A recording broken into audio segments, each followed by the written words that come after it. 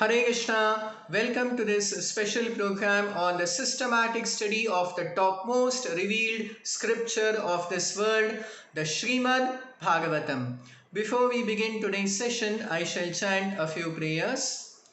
Om Namo Bhagavate Vasudevaya Narayanam Namaskritya Naram Chaiva Narottamam Devim Saraswatim Vyasam Tato Jayam Mudirayeta Nashtaprayeshu Bhadreshu Nityam Bhagavata Sevaya Bhagavati Uttama Shloke Bhaktir Bhavati Neshtiki ॐ अज्ञानतिमिरान्धस्य ज्ञानाञ्जनशलाकया चक्षुरुन्मीलितं येन तस्मै श्रीगुरवे नमः ॐ विष्णुपादाय कृष्णप्रेष्ठाय भूतले श्रीमते भक्तिवेदान्त स्वामिन्निति नामिने नमस्ते सारस्वते देवे गौरवाणी प्रचारिणे निर्विशेष शून्यवादी पाश्चात्यदेशतारिणे जय श्री कृष्ण चैतन्य प्रभु नित्यानंद श्री अद्वैत गदाधर श्रीवासादि गौर भक्तवृंद हरे Krishna Krishna Krishna Hare Hare Hare Ram Ram Ram Hare Hare. Hare Krishna, I would like to welcome all the viewers again for this special program on the systematic study of the essence of all Vedic knowledge, the Srimad Bhagavatam. The Srimad Bhagavatam contains a total of 12 cantos, 335 chapters and 18,000 shlokas. Today we are going to begin the study and analysis of the 8th canto of the Srimad Bhagavatam. The 8th canto of the Srimad Bhagavatam contains 24 chapters and 930 verses or shlokas. The main subject matter or the content of the 8th canto of the Srimad Bhagavatam is the description of the various manvantaras or the change of the manus.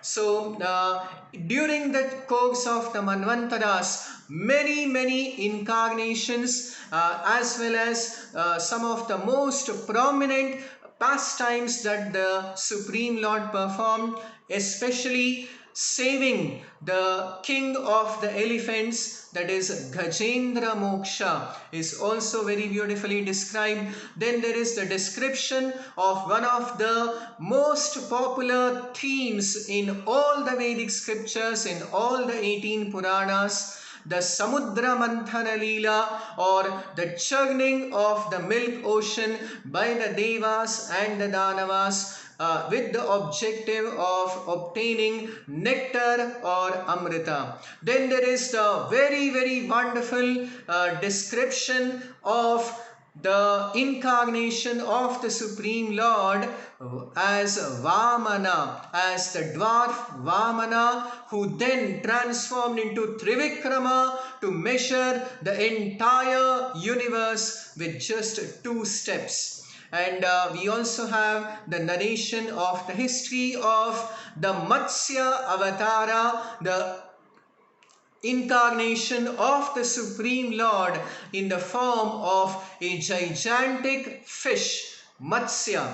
So this is the main content or the subject matter of the 8th canto of the Srimad Bhagavatam. And now let us start right from the very beginning, from chapter 1 of the 8th canto of the Srimad Bhagavatam, which explains about the history of the first 4 Manvantaras, about the 4 first Manus in the day of Brahma. So according to the Vedic cosmology and the measurements of the Vedic time scale, the complete lifespan of Lord Brahma is called Dviparagdha, and in the Dviparagdha presently we are in the Dvitiya Paragdha, or the second half of the lifetime of Brahma.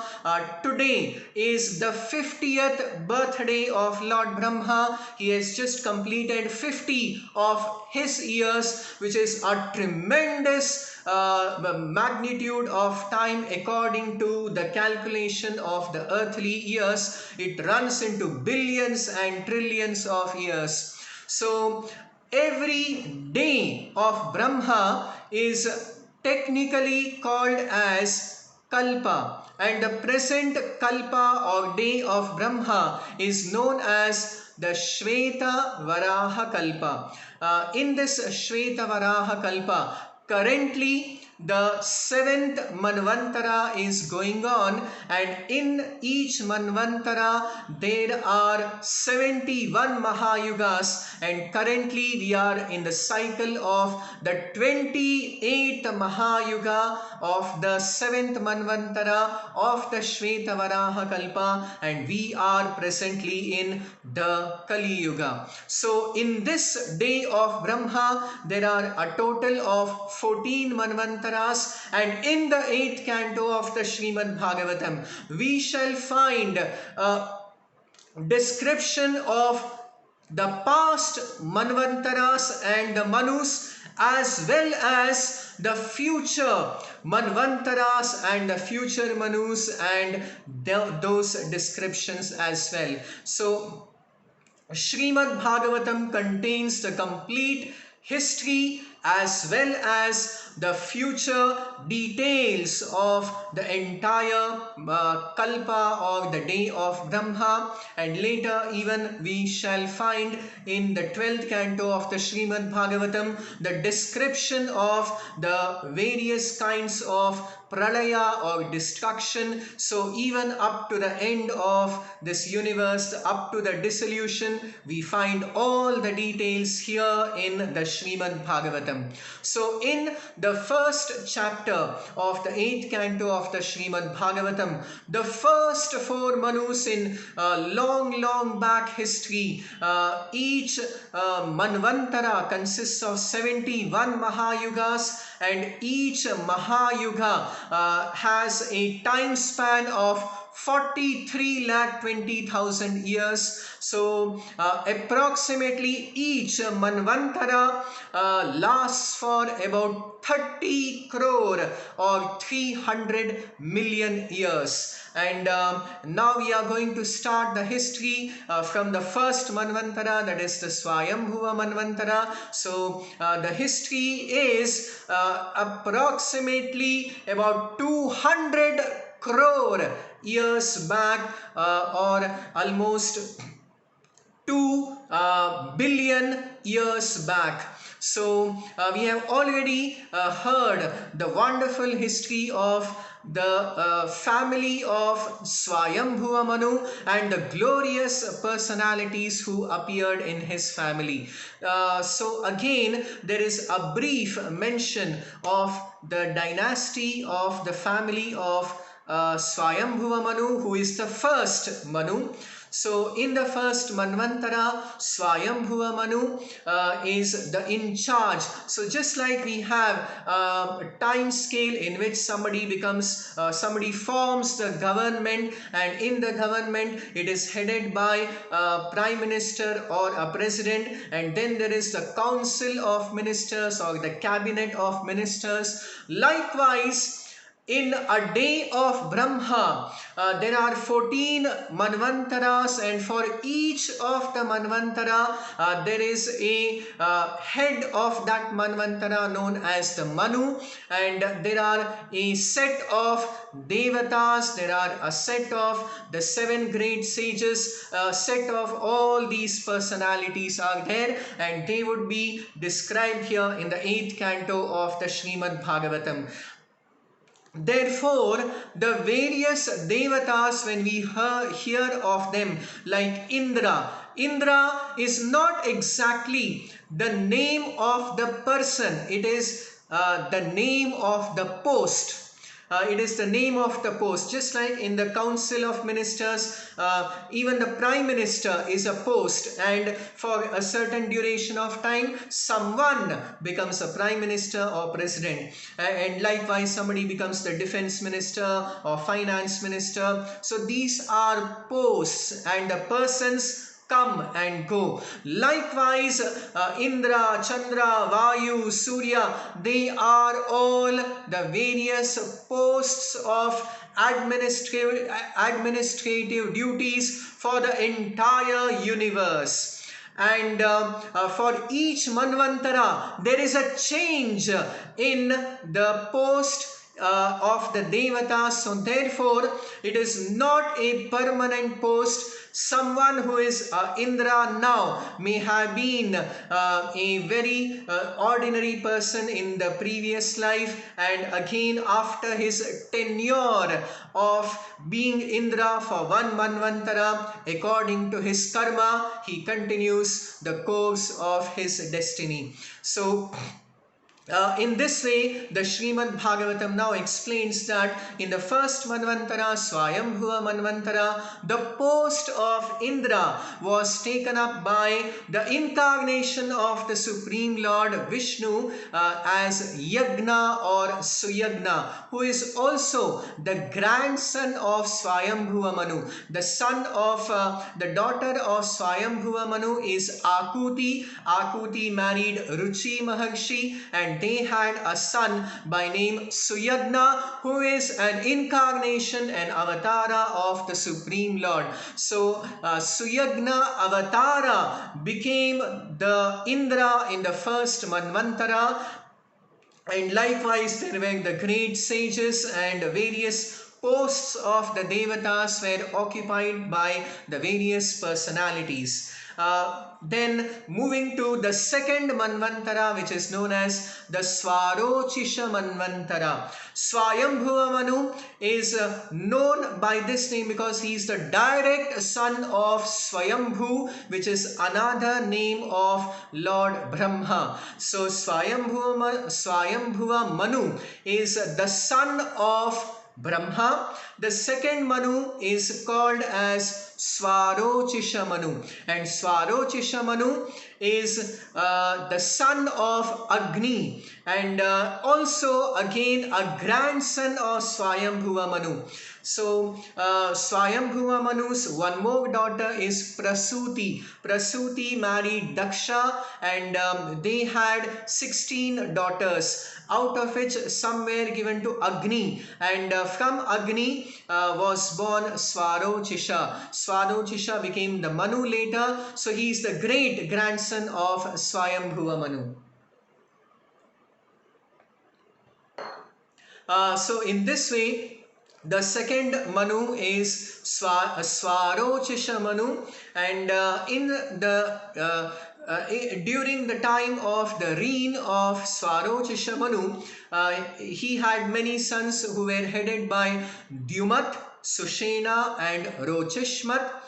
The Indra, the post of Indra was taken up by Rochana, and there were many other Devatas headed by Tushita. The Saptarishis were headed by Urja and Stambha, and also there was Vedashira.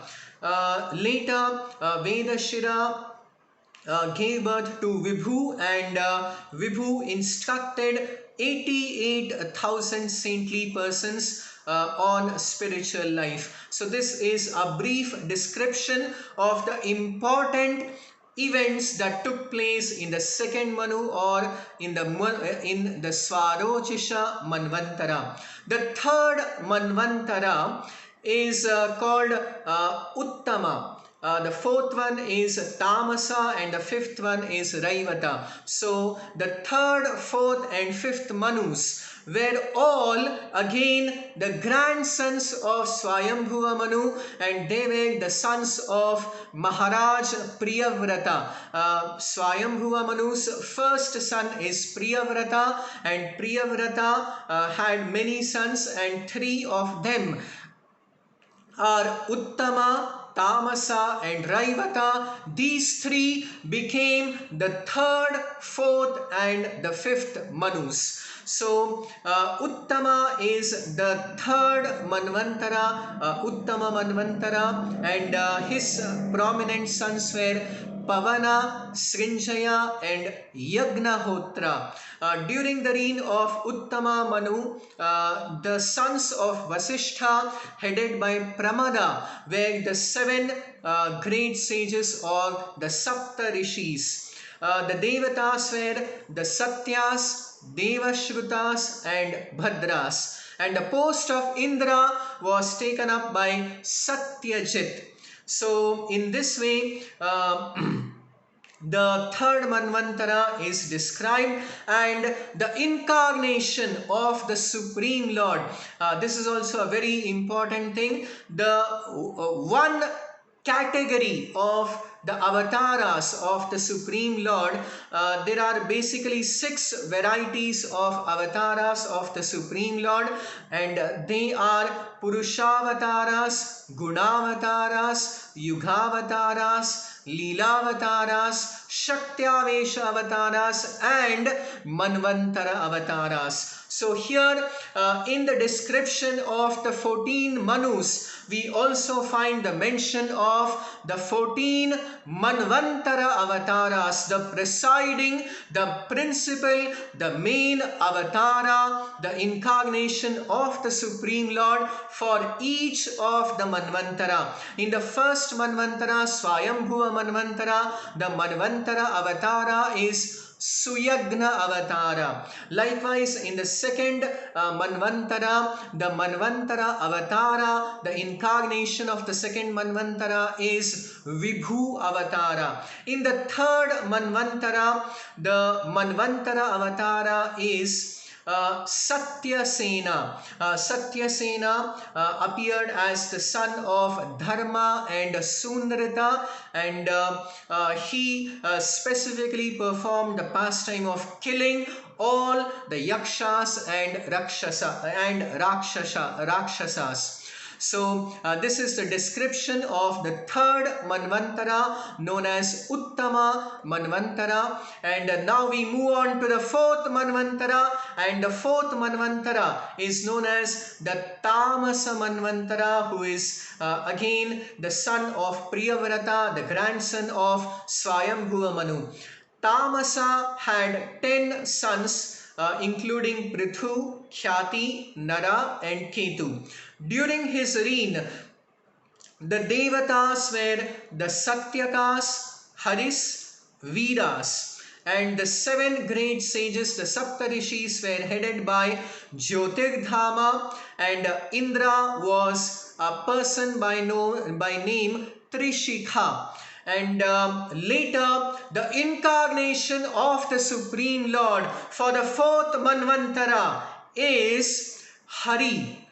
Hari Avatara appeared as the son of a great devotee by name Harimedha and Harini. The mother of Hari is Harini and the father is Harimedha. So this Hari Avatara performed the very, very wonderful pastime or Leela of giving protection to the king of the elephants by name Gajendra.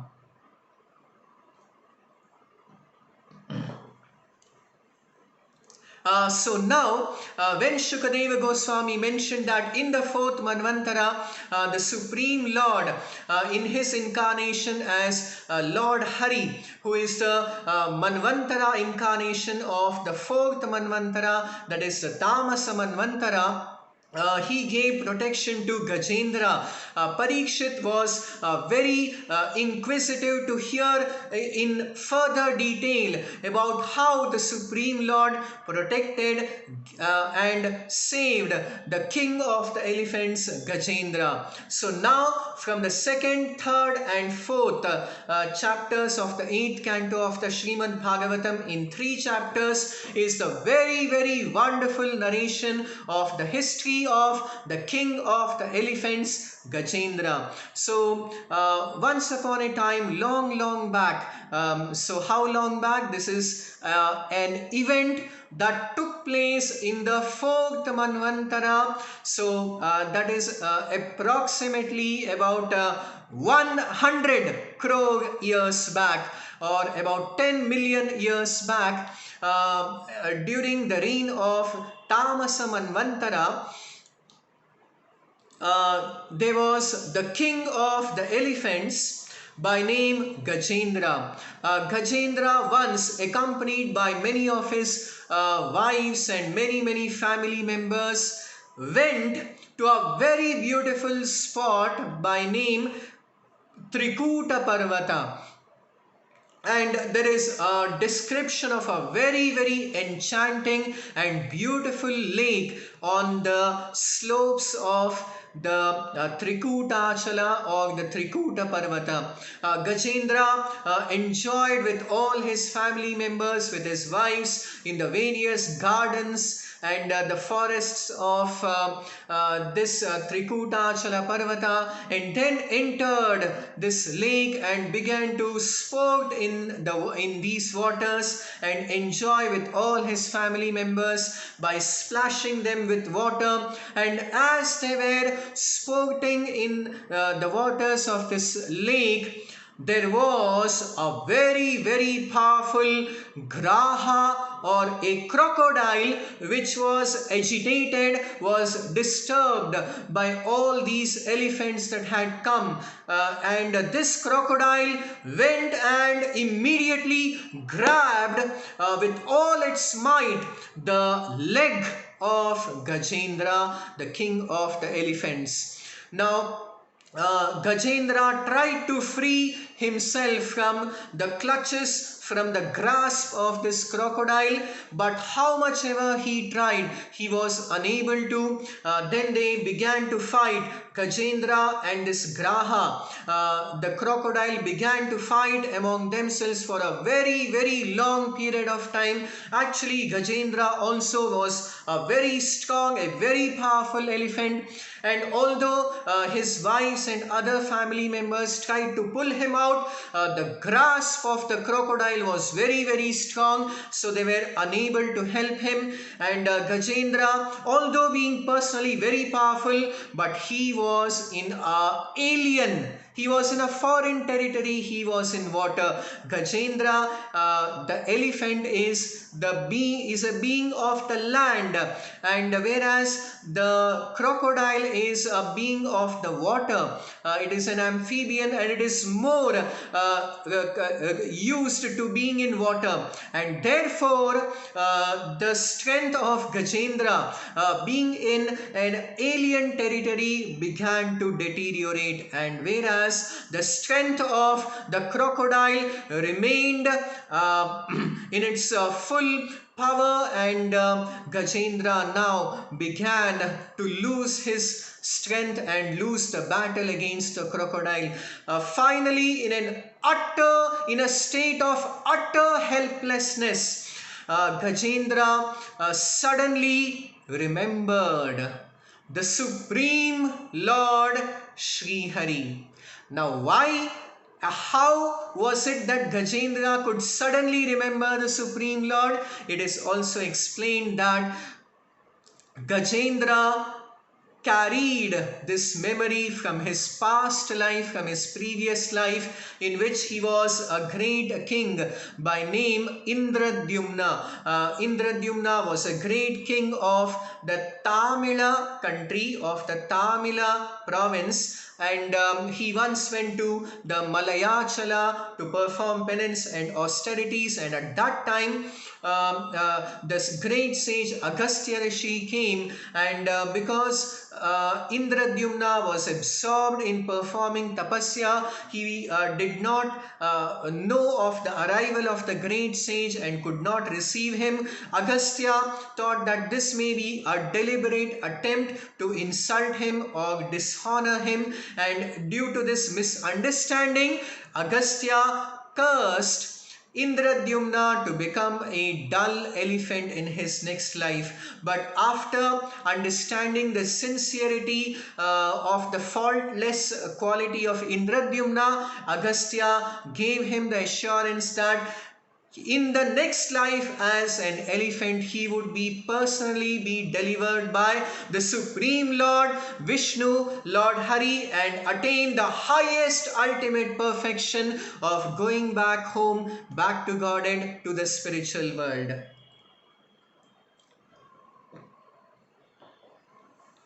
So now, due to his intense practice of spiritual life and meditation on the Supreme Lord in his past life, Gajendra in this life could remember the same prayers that he used to offer in his past life. So therefore, this is the importance of the value of the spiritual and devotional prayers like the Hare Krishna Maha Mantra, the Vishnu Sahasranama, or the Ashtakshara Mantra, the Dvadashakshara Mantra, or the chanting of the various chapters of the Bhagavad Gita or the Srimad Bhagavatam, that whatever we may learn, and this material world is a very, very tricky place, a very, very difficult place. In case even if there is some temporary fall down, whatever we have learned will never be forgotten, and in some life we may again remember these prayers, and that can save us even from the most difficult situation. So this was this practically happened so in the case of Gajendra. So in the third chapter of the 8th canto of the Srimad Bhagavatam, we find the prayers offered by Gajendra. The prayers of Gajendra in Sharanagati, in complete surrender to the Supreme Lord Sri Hari, Lord Vishnu. So in 8.3.2, it begins by Sri Gajendra Uvacha Om Namo Bhagavate Tasmai Yata Etacchidatmakam Purushayadi Bijaya Pareshaya Bhidhimahi. Dhimahi is like in the Gayatri mantra, that I meditate on Om Namo Bhagavate Tubhyam, on the Supreme Personality of Godhead, Om Namo Bhagavate Tasmai. So in this way, Gajendra remembered these prayers, and now in a state of utter helplessness, he could not find anything to offer to the Supreme Lord. He was in a lake, he saw a few lotus flowers, so with his trunk he he plucked a few lotus flowers and offered it to the Supreme Lord, and began to chant these prayers of surrender, of Sharanagati. And as Gajendra prayed to the Supreme Lord in complete surrender, in utter helplessness, the Supreme Lord in his incarnation as Hari Avatara. Hari Avatara had appeared already as the son of Harimedha and Harini, now responding to the prayers of surrender by his devotee Gajendra, immediately arrived on the scene seated on the Garuda, and to rescue Gajendra he used his Sudakshana Chakra, by which he slayed the crocodile, and in this way Gajendra was saved directly by the Supreme Lord Hari, Lord Vishnu. And it is also explained that after that Gajendra attained Sarupya Mukti. He obtained a divine form, a Satchidananda Vigraha, a spiritual form with 4 arms, with 4 hands, and he went back to Vaikuntha Loka, the eternal supreme abode of the Supreme Lord. And even the crocodile that was slain by the Supreme Lord attained the position, his previous position as a Gandharva, and actually in the past life the crocodile was a king by name Huhu, and this Huhu king had committed a grave offense at another sage, due to which he was cursed to become a crocodile, and in this way the Supreme Lord delivered all these personalities in his pastime of Gajendra Moksha, or giving the ultimate liberation to Gajendra. So now from the 5th chapter onwards is the description, the narration of one of the most wonderful and famous pastimes in all of the 18 Puranas, and that is known as the Samudra Manthana Leela. The Samudra Manthana Leela is also a very, very dear pastime. It's a very wonderful Leela of the Supreme Lord Sri Hari, of Lord Vishnu, because in this one in this one Leela, the Samudra Manthana Leela, the Supreme Lord accepted many incarnations, not just one avatara, but many incarnations. So this is actually the description of the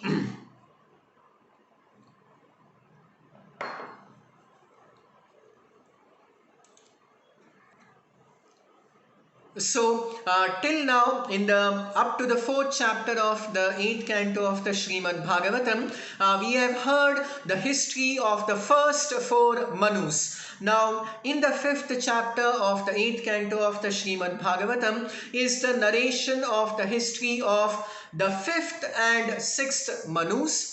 The 5th Manu is again a son of Priyavrata and the grandson of Swayambhuva Manu, and his name is Raivata. So the 5th Manvantara is known as the Raivata Manvantara, and the principal sons of Raivata Manu are Arjuna, Bali and Vindhya. The Indra in the 5th Manvantara, known as Raivata Manvantara, was Vibhu, and the demigods were, the Devatas were headed by Bhutarayas, and the Sapta Rishis were headed by Hiranyaroma, Vedashira and Urdhvabahu. The incarnation of the Supreme Lord of the 5th Manvantara, that is the Raivata Manvantara, is Vaikuntha Avatara.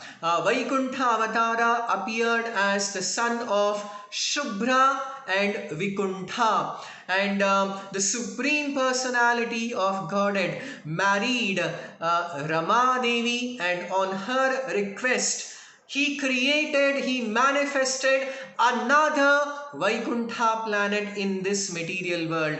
So this is the description of the 5th Manvantara, and next we come to the 6th Manvantara, which is known as the Chakshusha Manvantara. The Chakshusha Manvantara was headed by Chakshusha Manu, and Chakshusha Manu was the son of Chakshu, and among the sons of Chakshusha Manu are Puru, Purusha and Sudyumna.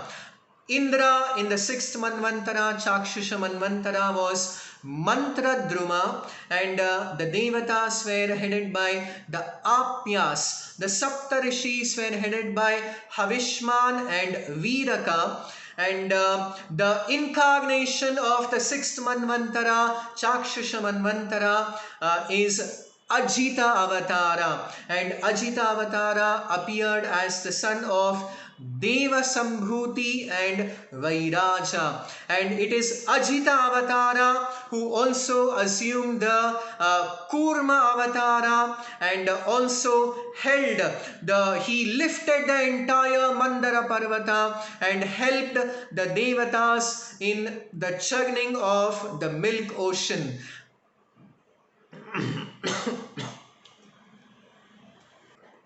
Now, when Parikshit Maharaj heard about the churning of the milk ocean, he was again very enthusiastic to hear more in detail about this very wonderful pastime of Samudra Manthana. So now from the 5th chapter onwards of the 8th canto up to the 11th chapter, in 7 chapters, is the wonderful history of the description of the Samudra Manthana Leela, or the churning of the milk ocean. So in the sixth Manvantara, that is just in the previous Manvantara, so but even the previous Manvantara, it would be about 30 crore years back, or 300 million years back. So 300 million years back, during the reign of Chakshusha Manu, once there was a terrible battle, a terrible fight between the Devatas and the Asuras. And in this battle, many Devatas were killed, and after that, the Devatas were very anxious and concerned about their safety. So now the Devatas approached, took shelter of the Supreme Lord, Lord Vishnu, and sought his help and assistance in order to defeat the Daityas, the Danavas, the demons. So at that time, the Supreme Lord smiled, because he was going to inaugurate, he was going to begin a very wonderful Leela, in which he would be taking multiple, many avatars, many incarnations. So now the Supreme Lord smiled and directed the Devatas to approach the Daityas, the demons, and make a truce with them, and combinedly the Devatas and the Daityas were instructed by the Supreme Lord Vishnu to engage in the churning of the milk ocean, in order with the objective of producing Amrita, nectar, by which the Devatas would become immortal. But this immortality is not eternal immortality, it is safeguarding oneself from death. The Amrita that was produced by the churning of the material ocean is a product by which one becomes immortal for the entire duration of one's life. So the Devatas having a lifespan either of one Mahayuga, or the higher Devatas who have a lifespan of one Manvantara, that is about 30 crore of human years, cannot be killed before that duration of time.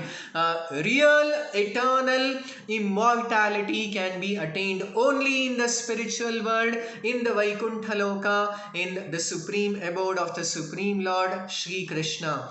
So anyway, now the Devatas being instructed by the Supreme Lord approached the Daityas, the demons, and made a truce with them, and the agreement between the Devatas and the Daityas was that they would use their combined energies to churn the ocean of milk, by which they would obtain Amrita or nectar, and then they were supposed to equally divide this among themselves. So now the great task of churning the milk ocean, the Kshira Sagara, began. So for that, the first requirement was for a churning rod. And the churning rod was decided to be the Mandara Parvata, Mandara mountain, which is a huge, massive mountain of 10,000 yojanas in height, and this massive mountain was carried by the combined strength of all the Devatas, 33 crore Devatas and innumerable demons combinedly lifted this Mandara Parvata, yet it was very difficult for them to carry it, and as they were carrying it, they were unable to bear its heaviness, and suddenly it crashed. and many devatas and many demons were crushed underneath the Mandara Parvata. Finally, when all the devatas again prayed to the Supreme Lord Vishnu now came again as Ajita Avatara, and single-handedly, just think the omnipotency of the Supreme Lord Narayana, Lord Vishnu, that a mountain that was impossible to be carried by the combined strength of all the 33 crore devatas and all the innumerable demons was effortlessly lifted by the Supreme Lord in his avatara as Ajita. He lifted it and placed it on the back of Garuda, his bird carrier. So even the position of Garuda or Vainateya is so exalted that he could effortlessly carry the Mandara Parvata. Lord Ajita placed the Mandara Parvata on the back of Garuda, and he himself sat on top of the mountain and carried it to the milk ocean. And now the churning rod Mandara mountain was placed in the milk ocean, but it drowned. So there was no support, and at that time again the Supreme Lord took another incarnation, another avatara to become the support of the Mandarachala, the Mandara mountain, Kritva Mandarachalam. So he became the support, and that is the Kurma Murti, the Kurma avatara, the incarnation of the Supreme Lord as the giant tortoise. So now the Mandara mountain was placed on the back of Kurma Avatara. Lord Ajita sat on the top as Sahasra Sheersha Avatara, and the demons held the tail portion of now the rope for churning of the milk ocean was made as Vasuki, the great serpent. The king of the serpents, Vasuki, became the rope for the Samudra Manthana, and he coiled himself around the Mandara Parvata, and on one side his head portion was held by the Devatas and the tail portion was held by the Daityas, by the demons. But the Daityas have a habit of unnecessarily finding fault with everything.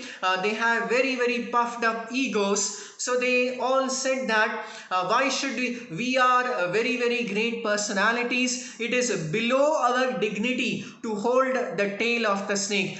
We shall hold only the head portion. So all right, the Devatas agreed and they changed the sides. So the Devatas came towards the tail portion, and the demons came towards the mouth portion. Actually, later the demons themselves were greatly disturbed and troubled by the poisonous fumes emanating from the mouth of Vasuki serpent.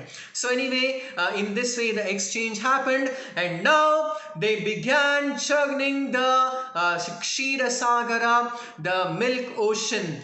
And after some time, the first product that emerged from the churning was exactly the opposite of nectar. That is a very strong poison called as halahala or kalakuta visha. So when this poison came out, everyone was greatly disturbed, and at that time Lord Shiva came and he drank the entire poison, the entire visha, just in he placed it in one handful and he gulped it, and the only effect was that he got a bluish tint on his neck, and therefore Lord Shiva also got the name as Neelakantha or Vishakantha. So in this way this great danger was averted by Lord Shiva, and then again the churning of the milk ocean, the Samudra Manthana, resumed. And after some time, from this churning of the milk ocean emerged the 14 kinds of Divya Ratnas. The many Ratnas that emerged were the three kinds of, there were 14 Ratnas, out of which there were three kinds of extraordinary supernatural animals, which were the Surabhi cow or the Kamadhenu. Then there was the Airavata elephant, which was taken by Indra. The very special hogs by name Uchchaishrava, which was taken by the king of the demons by name who is Bali Maharaj, Bali Chakravarti. Then three very precious valuables were generated, which are the Kaustubhamani, which was taken by Lord Vishnu. The Parijata flower was taken to the Swargaloka, and then the Sharanga bow was also taken by Lord Vishnu. Additionally, they were produced the Chandra, the moon, which was taken by Lord Shiva as his decoration, and therefore he is known as Chandra Shekhara or Chandramauli. Then there were many other Divya Ratnas. There was a divine umbrella which was taken by Varuna. There were very special earrings, Karna Kundala, which were taken by Aditi, the mother of the Devatas. And in this way, then also were produced Varuni. Varuni is a special kind of, not an intoxicant, it is a special kind of honey. And then the Apsaras were generated, and also was generated in the Samudra Manthana the eternal consort of the Supreme Lord, Lakshmi. Whenever the Supreme Lord descends from the spiritual world, and in the 6th Manvantara, the Supreme Lord had descended in the Avatara as Ajita Avatara. So whenever the Supreme Lord descends, Lakshmi, who is his eternal consort, who is also known as Anapayini, never to be separated from the Supreme Lord, also descended. Now she appeared in the churning of the milk ocean, holding a Varamala, holding a beautiful garland, and she began to survey all the people, all the personalities who were present. She looked at the demons and rejected them. She looked at all the Devatas and rejected all of them. She looked at all the great sages, all the personalities of the universe. Everyone was rejected by Lakshmi. Finally, she saw Mahalakshmi. She saw the Lord of her heart, Ajita Avatara, Lord Vishnu, and immediately approached him and put the Varamala and became the consort of Lord Ajita, Lord Vishnu, and has Lakshmi Devi has offered many wonderful prayers in this chapter of the 8th canto of the Srimad Bhagavatam, that actually the real Pati, the real Swami of every Jivatma is none other than Lord Vishnu. Actually, even the Jivatma is eternally belongs to the category of Prakriti, or by spiritual definition it is a female, and the only Purusha is the Supreme Lord Vishnu. So in one way, every Jivatma is an eternal consort of the Supreme Lord Vishnu. Lakshmi and her followers accept this fact, and we, the unfortunate ones, bereft of intelligence, try to seek the material people as our husband or wife, forgetting our supreme eternal husband and master, that is Lord Vishnu.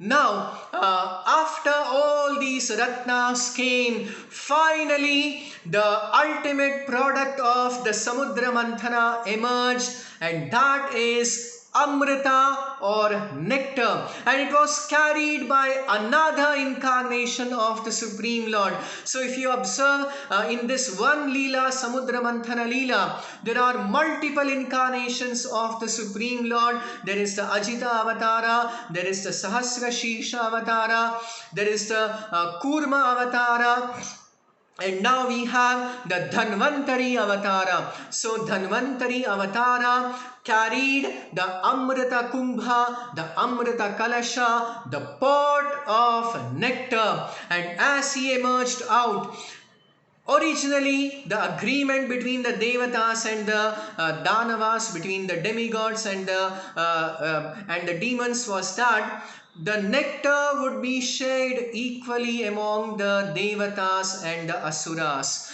But as soon as the Asuras, the demons, saw the pot of nectar, they forgot all their agreements, all their promises, all their ethics, and rushed at the pot of nectar and snatched it and took it away. Now, even after taking it away, the demons were so foolish that among themselves they started fighting that who would take first and who would take it first. So as this commotion was going on, and the Devatas had lost the pot of nectar to the demons. At that time, again, another incarnation of the Supreme Lord appeared on the scene, and that is the Mohini Mukti or the Mohini Avatara,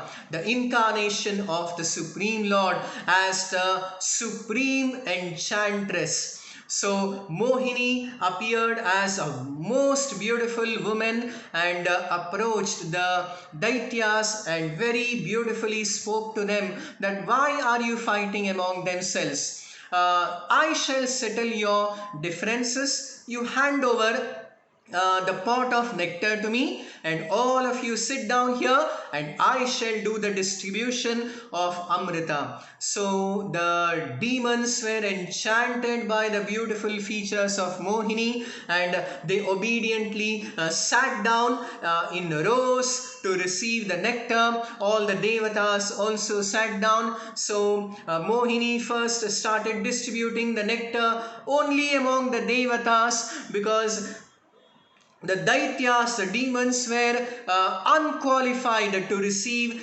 this nectar. So they would always be a cause for disturbance. So as Mohini was distributing the nectar, suddenly one among the Daityas disguised himself, and that is Rahu and Ketu. These two Daityas came and sat in the row of the Devatas, and as they received the Amrita, the nectar, the Supreme Lord understood their identities and cut off their necks with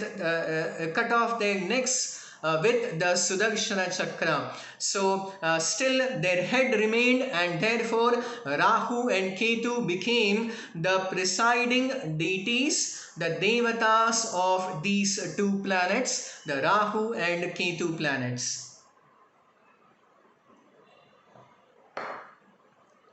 So in this way, the Srimad Bhagavatam explains the wonderful description of the Samudra Manthana Leela, the churning of the milk ocean. The 13th chapter of the 8th canto of the Srimad Bhagavatam is a very, very wonderful chapter which explains the future Manvantaras. Till now we have heard about the first 6 Manvantaras, which are Swayambhuva Manu, Swarochisha, Swayambhuva, Swarochisha, Uttama, Tamasa, Raivata, Chakshusha. These are the first 6 Manvantaras. Currently, we are in the 7th Manvantara, which is known as the Vaivasvata Manu. So now in the 13th chapter of the 8th canto of the Srimad Bhagavatam is the description of the current, the 7 Manvantaras, and also of the forthcoming of the future 7 Manvantaras as well. So let us now hear the description of the current and the present as well as the future Manvantaras. The 7th Manvantara is Vaivasvata Manu. He is the son of Vivasvan of Surya, and his another name is Shraddhaneva. Vaivasvata Manu has 10 sons named Ikshvaku, Nabhaga, Drishta, Sharyati, Narishyanta, Nabhaga, Dishta, Tarusha, Prishadra and Vasuman. And in this Manvantara, the 7th Manvantara, the Devatas are Adityas, Vasus, Rudras, Vishvedevas, Maruts, Ashwini Kumaras and the Ribhus. The Indra is the personality by name Purandara. The present Indra is known as Purandara. And the 7 sages are Kashyapa, Atri, Vasishtha, Vishwamitra, Gautama, Jamadagni and Bharadvaja. During this period of Manu, in the 7th Manvantara, the Manvantara Avatara is Vamana Avatara. So from the 14th chapter of the 8th canto of the Srimad Bhagavatam, we shall have the narration of the wonderful pastimes of the Vamana Avatara. So the present Manvantara Avatara of this Manvantara is Vamana Avatara. And now Shukadeva Goswami also explains the future 7 Manvantaras which are yet to come in this day of Lord Brahma. The 8th Manvantara is called Savarni Manvantara. The Manu is Savagni Manu. His sons are headed by Nirmoka. The Devatas are headed by the Sutapas. And Indra would be Bali Maharaj. And the 7 sages are headed by Ghalava and Parashurama.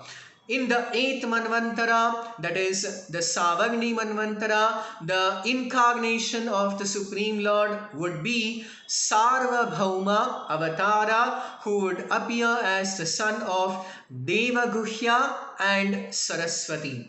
In the 9th Manvantara, the Manu would be Daksha Savagni and his sons would be headed by Bhutaketu. The demigods would be headed by the Marichi Garbhas. The Indra would be Adbhuta and the 7 sages would be headed by Dyutiman.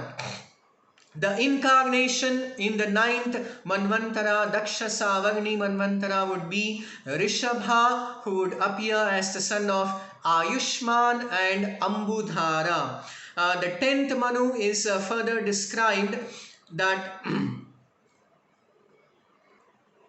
now, the 10th Manvantara is known as the Brahma Savagni Manvantara, and the chief sons of Brahma Savagni Manvantara are headed by Bhurishena, and the 7 sages are Havishman and others. The Devatas are headed by the Suvasanas, and Indra is Shambhu. The incarnation of the Supreme Lord in Brahma Savagni Manvantara is Vishwaksena, and who appears as the son of Vishwasrashta and Vishuchi.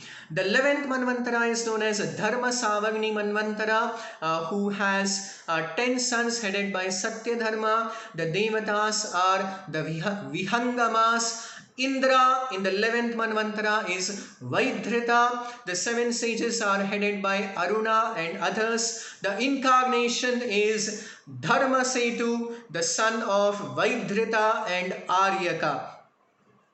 The 12th Manvantara is known as Rudra Savagni Manvantara, and Rudra Savagni's sons are headed by Devavan. The Devatas are Haritas. Indra is Ritadharma, and the seven sages are Tapomukti and others. The incarnation is Sudhama, who appears from Satyasaha and Sunrita. The 13th Manvantara, the penultimate Manvantara, is Deva Savagni Manvantara.